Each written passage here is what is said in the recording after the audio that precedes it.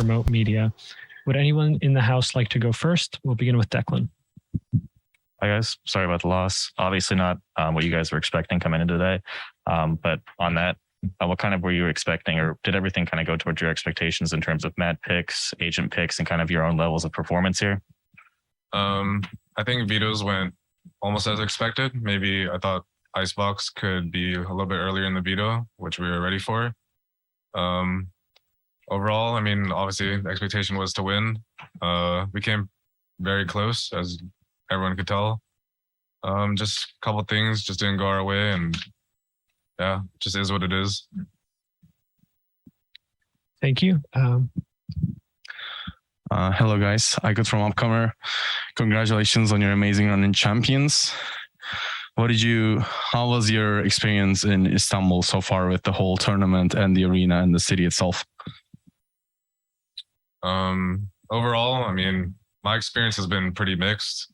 Well, we've had some food poisonings and I've had COVID during the event, so kind of sucks. But the times we did get to go and do stuff, I mean, the city's been amazing. I mean, there's fans who greet us like randomly throughout like places we go, which is cool and nice to see.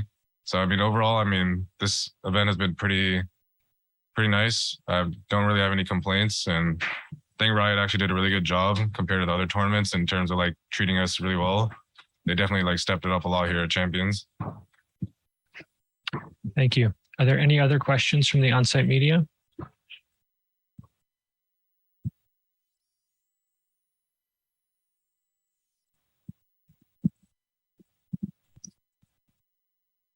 Hi guys, I'm Maciek from SportPL.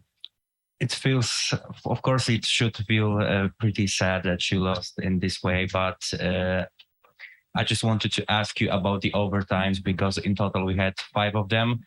You tried different setups, different tactics, even with changing sniper from Ye to Victor at one point. So what do you think didn't work in these overtimes? Because both of the maps were really close. You had moments when you controlled the gameplay, but then something just, I don't know, didn't work out at the end. They're gonna hurt me. Looking back to the overtimes, we definitely could have adjusted a little bit better. I feel like we got a lot of the opening picks, but we just couldn't capitalize, and they were able to get like 1 or 2 kills without a trade. Sometimes there was a round where we didn't call for a util, and Aspas ended up getting a couple kills in mid, and there's also a round where I should have traded Sadhack at Alpha Pyramid. So just bad trades, bad utility usage by us after we had the man up advantage, and you can't be sloppy against that team or they'll punish you. Thank you.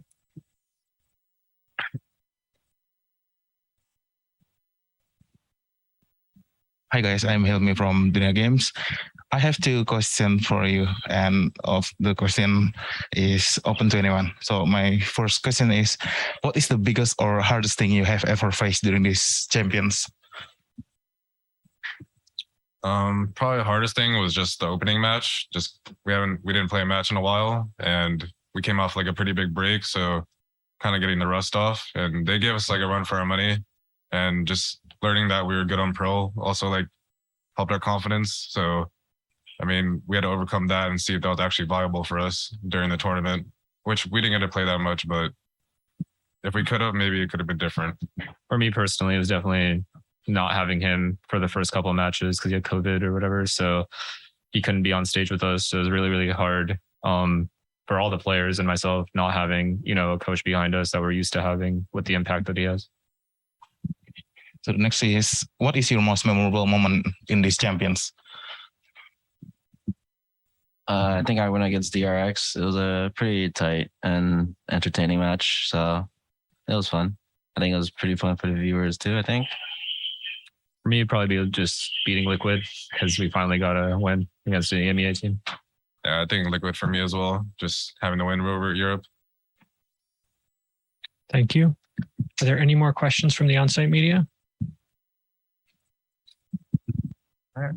Hi, Declan again from Dexerto. So kind of despite today's results, you guys have placed first, third, and now second at all the international events so far, or all the international events for 2022. Is it fair to say that you guys are the best team of the year of 2022? Yes. Thank you. Any more questions? All right, we'll now go to remote media. We'll start with Michael Czar from Upcomer. Hey guys, this question specifically for Ye. It's kind of like a follow-up on Declan's last one. Obviously, you had a really consistent year with the championship in Reykjavik. Even with the loss here, finishing second place, how do you feel about your team's performance, both regionally and internationally, heading into next year? I mean, even since we were originally on Envy, ever since we put together this roster, we've had like pretty good international results. Obviously, champs, kind of a bad situation with Victor having COVID, but at least for the last year or so, whatever it's been, we've always been like pretty strong, and I hope to continue that going into franchising. Thank you. We'll go next to Diogo Santos from VLR. Hey guys, I've also got a question for Ye about Jet. Today was the second time you've picked Jet in the last 3 months. So I'm just looking to know the reasoning behind all that. She's a good agent, and tech comp is pretty good. Thank you. We'll next go to Pedro Romero from Blix.gg.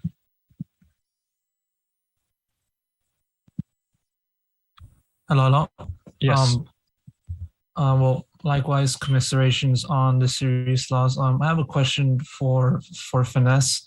Obviously, with this year that has happened, OpTic and Cloud has pretty much formulated a rivalry between each other, and so I'd like to know your thoughts on like Cloud's progression throughout the year. You know, since facing them from Masters 1 up until now, you know, what do you make of their like improvement throughout this year, and what do you think has been the biggest difference between in this series with them in the Champions Grand Finals?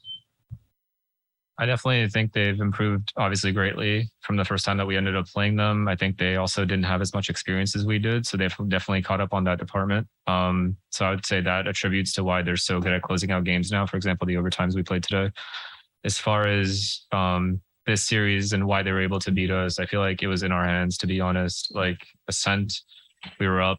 Breeze, we were up. It just felt like all credit to them for closing out those games, but it felt like we lost to ourselves a little bit today. But yeah, in general, I think they're a very good team and obviously good enough to win a championship, you know, and to be able to do it at Champions under all this pressure is pretty impressive from them. Thank you. We'll go next to Ian from Valoranting. This is for Marv. You did tremendously on Bind. Can you go into some detail on what makes you and the team so good on Bind specifically? I think all credit goes to all my teammates. We play that map very well. We understand rotations very well. So just like the communication in general is I can kind of understand and pinpoint where people are on the map. So it's a little easier for me. And yeah, I just feel like I find my timings really well on that map and my utility usage feels pretty good. So I don't know, it just feels like a comfort map for me. Thank you. We'll go next to Sons of KS. Thank you very much. And I'm so sorry for your loss. For those who want to answer, how do you see the entire region? Will be the Valorant powered? I mean, the potential to be Latin, Brazil, and America, the power of the Valorant? I don't understand. I think the question was about how do you feel about the interregional competition next year with the 3 regions playing together? Thank you very much. I'm definitely like impressed with like LATAM specifically right now because as far as I know, I really followed Crew at the time and Leviathan, which I thought could have made top 3 at this event, like exceeded my expectations, at least when we played them like in practice.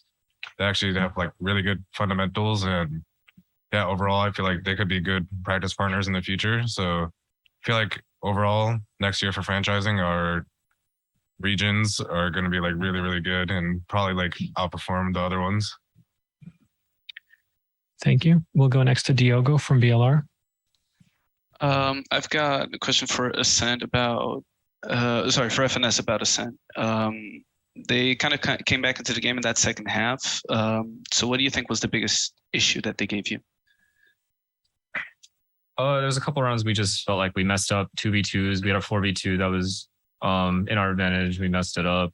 There was a B split where Aspas was able to get 2 kills at Pizza while Mel lead. It's a mistake from us. So those are the 2 I can think of off the top of my head, but I think it was individual heroics for them for sure. And then also just winning all the 2v2s, 3v3s and stuff. And it didn't feel like tactically they were really giving us any problem. Like it honestly felt like we were going to win that game. And obviously they were just winning all these really, really key situations in the mid round to late round to win the game. So I would say that's what won them that map, was winning those 2v2s. Thank you. We'll go next to Ian from Valoranting. This is for Victor. Is the Phoenix pick something you think that works for you specifically and OpTic specifically? Or do you think that that's a agent that more teams should be looking at as a powerful pick on certain maps? I really don't have the answer, to be honest. Thank you. We'll go to Diogo from BLR. Yeah, this question is for Chet. Where do you think you guys kind of fell short on Breeze being such a tight map? Well, I had a pretty wrong read in OT, so that's one of the rounds that we messed up. But I think just like FNS said, we had some utility that we could have maybe done better, and then they also had some individual heroics, which maybe we could have capitalized better if we like traded like more properly and had better spacing. So, I mean, that's all I can really think of on top of my head right now without actually watching it back myself. Thank you. Are there any more questions either from the on-site or remote media? OpTic, thank you so much for taking the time to join with us today. Thank you.